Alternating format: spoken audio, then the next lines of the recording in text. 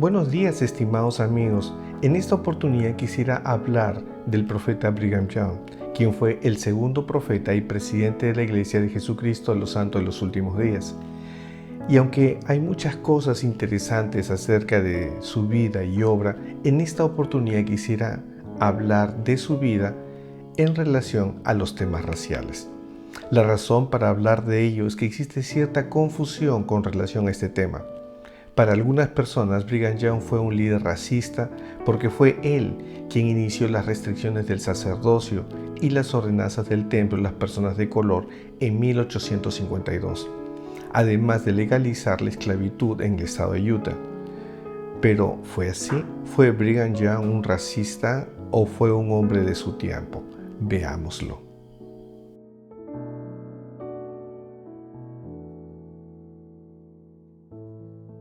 Durante los primeros años del presidente Brigham Young se autorizó la ordenación al sacerdocio a varios afroamericanos, tal y como lo había hecho José Smith, uno de los cuales fue Joseph T. Bolt, quien llegó a ser presidente de la rama de Boston y además ordenado sumo sacerdote para luego ser llamado a trabajar en el templo de Nauvoo bajo la dirección de Parley P. Pratt.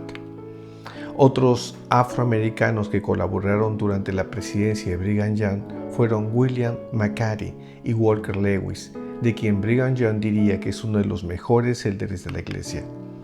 Pero, ¿qué hizo que el presidente Brigham Young cambiara la política de la iglesia con relación a nuestros hermanos afroamericanos y que iniciara las restricciones?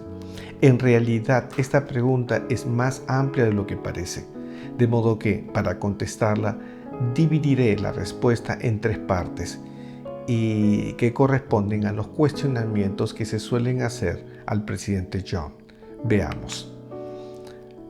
Primero, las restricciones del sacerdocio. Segundo, la legalización de la esclavitud en el estado mormón de Utah. Y tercero, la supuesta personalidad racista de Brigham Young.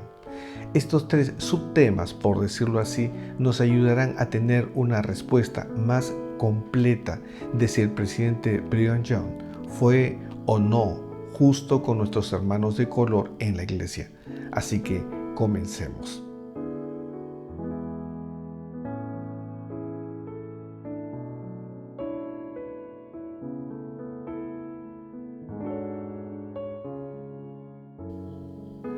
Para entender el cambio en relación al sacerdocio, sería bueno entender el contexto social, pues fueron varios los elementos que se dieron en los Estados Unidos de Norteamérica con relación a las personas de color y que debemos de considerar, pues estas condiciones afectaron de un modo u otro la vida de los santos de ese tiempo.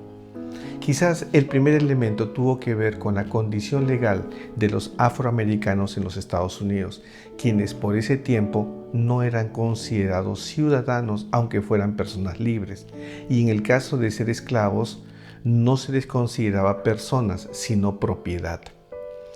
Esta condición fue dictaminada por la Corte Suprema de los Estados Unidos en 1859 en el caso Dred Scott. Esta lamentable decisión también declaró que los estados esclavistas ya no tenían que cumplir con la regla de una vez libre, siempre libre, con relación a las personas de color. También este dictamen negó el derecho al voto a las personas de color. Todo esto incluía además el permiso legal para la segregación en escuelas, iglesias, en el transporte público, inclusive en parques y restaurantes. Y como si este dictamen no hubiera sido suficiente, tendríamos que sumarle la ley Jim Crow, promulgada en 1870 en los estados del sur, que exigían la separación de las personas blancas con las de color, entendiendo como personas de color a cualquier persona con algún grado de familiaridad afroamericana o de ascendencia mixta. Esto significa que aunque usted fuera blanco en apariencia, pero tuviera algún nivel o sospecha de ascendencia negra, tendría que ser segregado. Pero no solo eso, y aquí sumamos un segundo factor. Entre 1847 y 1877, que fue el tiempo en el que Brigham Young presidió en la iglesia, las restricciones a los afroamericanos iban más allá de lo legal, pues dichas restricciones se extendieron a las instituciones religiosas. Por ejemplo, la Iglesia Católica no recibía afroamericanos en el seminario, o sea, la Iglesia Católica no ordenaba sacerdotes negros en los Estados Unidos durante el periodo de Brigham Young. El primer sacerdote negro en los Estados Unidos fue Augustus Tolton, que fue ordenado en 1886 en Roma, 9 años después de la muerte de Brigham Young. Pues como dijimos antes, su ordenación habría sido imposible en los Estados Unidos de Norteamérica por las restricciones ya mencionadas. No fue sino hasta 1891 que Charles Anglès sería ordenado como el primer sacerdote negro norteamericano, casi 14 años después de la muerte de Brigham Young. En el mundo evangélico pasó algo similar, aunque con ciertos matices dependiendo si era un afroamericano del norte o del sur. Pero en términos generales, los afroamericanos del siglo XIX en los Estados Unidos fueron segregados de las iglesias, pues necesitaban el permiso de sus amos para asistir, y los afroamericanos libres eran segregados de las iglesias. Esto es, que no podían ni sentarse cerca a los blancos y mucho menos ocupar cargos de liderazgo. Debido a eso, surgió la necesidad de iglesias para afroamericanos, los cuales en un principio fueron muy pocas. La primera iglesia cristiana afroamericana fue fundada a principios del siglo XIX en el norte de los Estados Unidos por Richard Allen, un ministro laico y quien había sido esclavo y miembro de la iglesia metodista, de la cual se alejó luego de ser segregado, pues se le impediría arrodillarse para orar donde solo lo hacían los blancos. Todo este contexto haría muy complicado promover un liderazgo afroamericano en la Iglesia de Jesucristo de los Santos de los Últimos Días, pues tener sacerdotes o líderes de la Iglesia esclavos o aún siendo libres sin poder ejercer sus derechos como ciudadanos, o aún no poder entrar ni siquiera a un restaurante, a un parque, o simplemente usar el transporte público o el baño como la gente blanca, solo haría evidente que no era el momento para un liderazgo afroamericano en la iglesia. Los cambios sociales vendrían, pero no a través de la iglesia. Porque la iglesia era relativamente nueva y con muchos otros problemas más relevantes. Pues tengamos en cuenta que la población negra en la iglesia Santo de los Últimos Días era muy poca para el momento de la restricción. Podríamos decir que casi fue insignificante en relación a la población blanca. No más de una docena de afroamericanos en Nauvoo de una población de 12,000, y en los inicios de Utah no más de 100 entre libres y esclavos. Como podemos ver, y dada la poca población afroamericana santo en los últimos días, las restricciones del sacerdocio no tuvieron ningún impacto ni económico en la iglesia o aún en el estado de Utah. Las restricciones pasaron en un inicio casi desapercibidas. Sin embargo, quizás tengamos un tercer factor a considerar, pues debemos tomar en cuenta que puede resultar difícil pensar que el contexto social racista de los Estados Unidos del siglo XIX no tuviera alguna influencia entre los primeros miembros de la iglesia. Por lo que la crítica a la iglesia en relación con el racismo, de insistir en ella, no debería hacerse a la Iglesia Santo de los Últimos Días, sino a toda la sociedad norteamericana del siglo XIX, a sus leyes, a sus iglesias y a su sociedad. Por el contrario, y a diferencia de la sociedad descrita, como dije antes, la Iglesia Santo de los Últimos Días nunca segregó a los miembros de color. Nunca se organizaron congregaciones negras, y en sus inicios los hermanos de color tuvieron las mismas oportunidades que los blancos. Si eso cambió, fue en parte por el contexto social alrededor de la iglesia, el cual inevitablemente tendría que haber tenido alguna influencia sobre sus miembros. Pero además recordemos que en la iglesia casi no habían afroamericanos, por lo que la decisión de restringir el sacerdocio a ellos en su momento casi pasó desapercibida. Pero además esta decisión disminuyó la posibilidad de persecución en los estados del sur, quienes ya acusaban a la iglesia de no ser lo suficientemente blanca. Quizás ese contexto social haya tenido algo que ver con que el anuncio de la restricción del sacerdocio no se hiciera en un evento religioso, sino en un evento político, pues el anuncio de la restricción del sacerdocio fue hecho durante la sesión inaugural de la primera legislatura territorial de Utah, aperturada por Brigham Young en 1852, y en su calidad de gobernador territorial, o sea, en un evento y contexto político, no en un evento religioso como dijimos antes. Y la decisión no tuvo ningún impacto social o económico significativo en el estado de Utah, debido a los pocos afroamericanos en el territorio o aún en la iglesia. El libro de la Perla de Gran Precio, de donde se solían tomar algunos versículos para justificar la restricción del sacerdocio, se canonizó en 1880, después de la muerte de Brigham Young.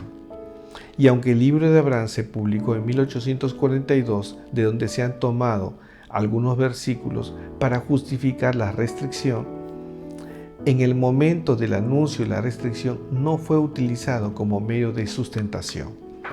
Es cierto que Brigham Young mencionó en algún momento la maldición de Caín durante el anuncio de la restricción, pero esta doctrina no tuvo un origen de la Iglesia Santa de los últimos días, sino en el mundo católico, y que formó parte también de la tradición religiosa cristiana y folclórica del siglo XIX de las iglesias cristianas no católicas.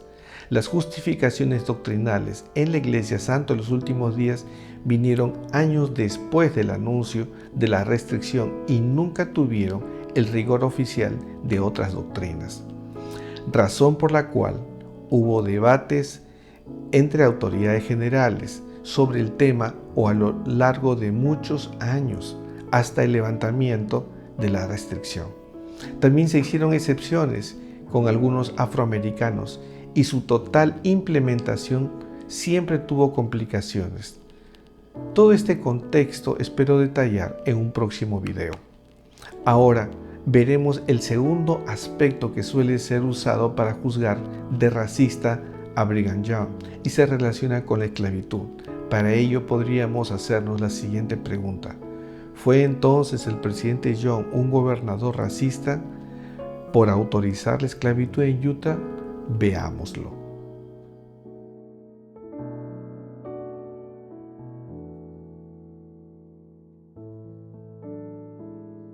Algo que debemos tomar en cuenta en relación con la esclavitud es que inicialmente la iglesia tuvo una posición contraria a ella.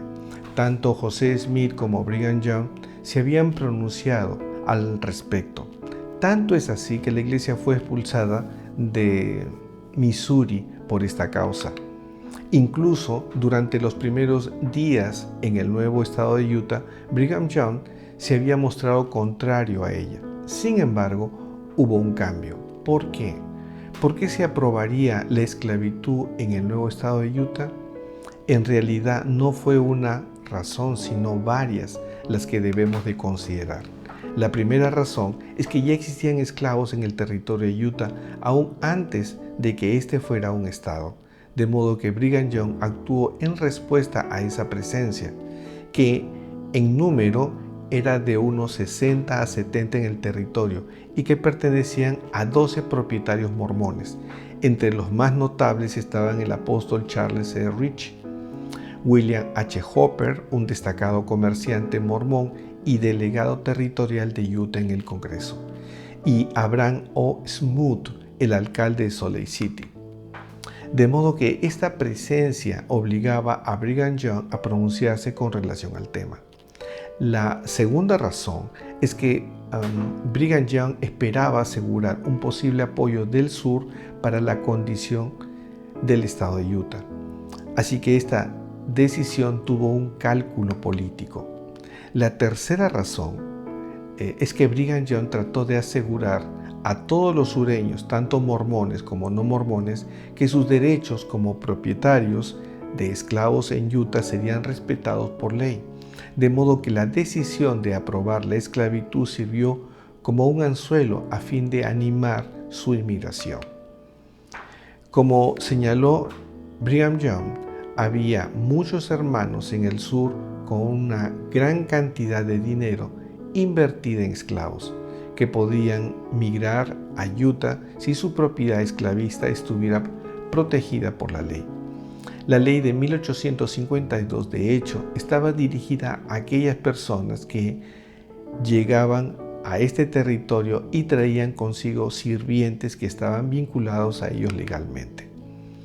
Hasta aquí, aunque razonable y estratégica la política de Brigham Young, todavía podría ser cuestionable moralmente, pues la esclavitud nunca se ve bien, más aún desde la posición de un líder religioso como lo era él. Pero aquí viene lo interesante, y es que, aunque la ley de Brigham Young reconocía los derechos de propiedad, su ley tendría más a desalentar que alentar la esclavitud. De hecho, su ley la llamó una ley con relación al servicio, y una lectura cuidadosa de sus disposiciones hacen ver que dicha ley consistía principalmente en reglas para controlar y restringir a los propietarios más que a los propios esclavos. Podríamos decir que era una ley que favorecía más al esclavo que al propietario. Veamos algunas de sus disposiciones. Primero, el esclavo no podría ser cambiado de territorio sino por su propia voluntad. Segundo, tampoco podría venderse a los esclavos ni sacarlos del territorio sin su consentimiento. Tercero, el propietario debía proveer vivienda cómoda, ropa de cama, comida suficiente y recreación. Cuarto, el propietario podría castigar o corregir a su esclavo de manera razonable, guiándose con la prudencia y la humanidad. Si el amo fuera culpable de negligencia o crueldad, el tribunal de sucesión podría dejar nula la relación amo-esclavo. Quinto, la ley exigía a los amos enviar a sus esclavos a la escuela, por lo menos 18 meses entre las edades de 6 a 20 años. Sexto, la ley prohibía tener relaciones sexuales con cualquier persona de raza africana, y si él era el amo, tendría un agravante, por lo que tendría que pagar una multa de entre $500 a $1,000, dependiendo si era o no por primera vez, y además renunciar a sus derechos de propiedad. Si comparamos esta forma de esclavitud y la comparamos con la de cualquier otro estado, nos daremos cuenta de la gran diferencia. Más que una ley de esclavitud, era una ley de servicio, por eso se le llamó así. En realidad, la ley que legalizó la esclavitud en Utah tenía como fin desalentar la tendencia de esclavos. Evidencia de ello son las declaraciones de Brigham Young en una entrevista hecha por Horace Greeley, el editor de New York Herald, conocido a nivel nacional.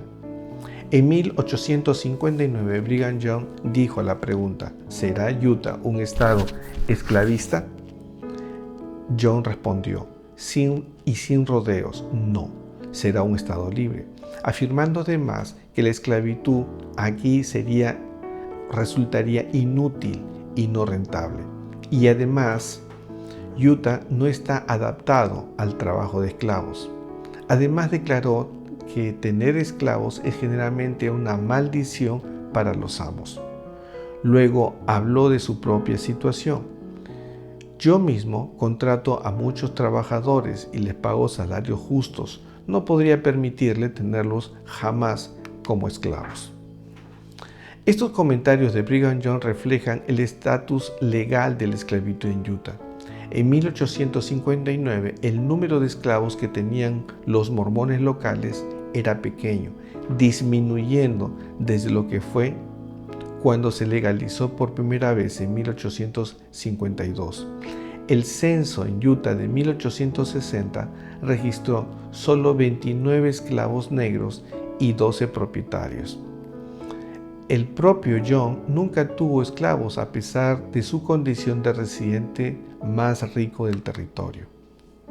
Sin embargo, el líder mormón contrató a 2 trabajadores mormones negros notables: Isaac James, que sirvió como su cochero, y su esposa de Isaac, Jane Nanin, una ama de llaves. Como podemos ver hasta aquí, las restricciones del sacerdocio a los afroamericanos estuvieron dentro del contexto social. Ninguna iglesia católica o evangélica ordenaba sacerdotes. Y con respecto a la esclavitud, aunque fue legalizada en Utah, lejos de alentarla, tuvo como propósito desalentarla. Sin embargo, ¿qué podríamos decir de la conducta y pensamiento de Brigham Young? ¿Era un racista? Veámoslo.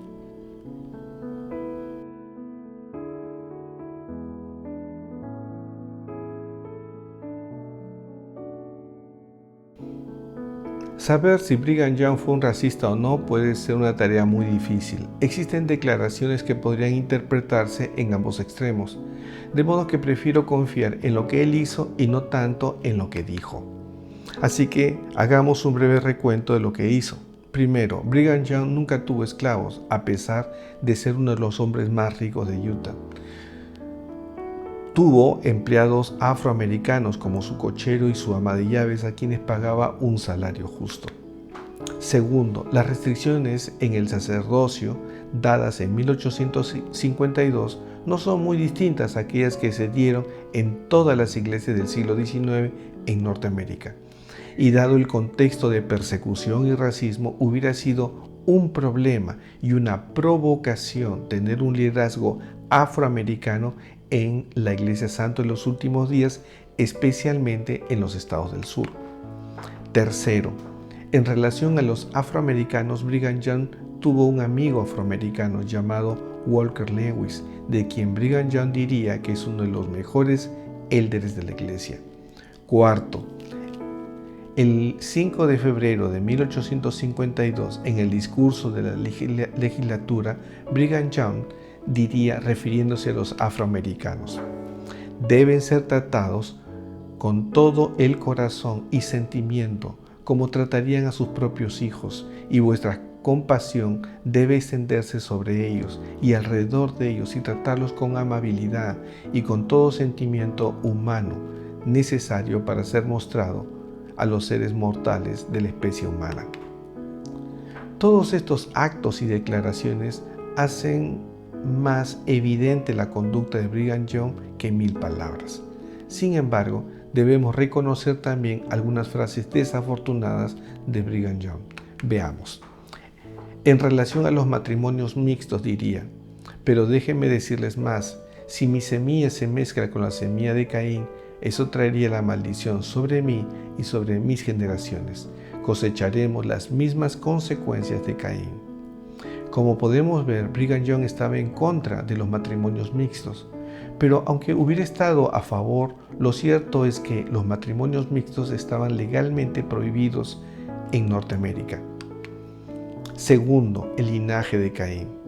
Otra de las creencias de Brigham Young es que los negros eran descendientes de Caín, un linaje maldito, y que por esa razón, según él, no podían recibir el sacerdocio sino hasta un tiempo futuro no determinado. Él diría lo siguiente: ahora bien, en el reino de Dios, en la tierra, un hombre que tiene la sangre africana en él no puede tener ni una jota ni una tilde del sacerdocio. Estas creencias, la de estar en contra del matrimonio mixto y la del linaje maldito de Caín, no eran creencias exclusivas de Brigham Young ni de algunos de la Iglesia Santo en los últimos días, sino de gran parte del folclore cristiano del siglo XIX.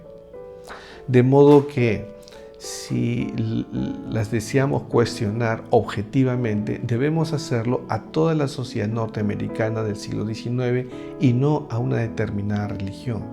Aunque Brigham Young las podría haber creído, nunca formaron parte del canon oficial santo de los últimos días y menos en la actualidad. Prueba de ello es de que el fundador del mormonismo, José Smith, no consideró ninguna restricción a los hermanos de color, lo que significa que Brigham Young actuó por su propia iniciativa, sin ningún elemento precedente. Es más, en la actualidad, la Iglesia Santo de los últimos días no solo es una iglesia mundial, sino también multirracial. Finalmente, y con la evidencia que hemos mostrado en este humilde video, creo que podemos llegar a nuestras propias conclusiones. En lo que a mí respecta, Brigham Young fue un hombre, fue un líder y profeta de la Iglesia Santo de los últimos días. Fue un hombre justo, aunque no perfecto. Y si quisiera hacer un juicio personal de él, debemos hacerlo considerando el contexto social del siglo XIX y no el contexto social actual. Creo que sería lo más justo. Que el Señor lo bendiga.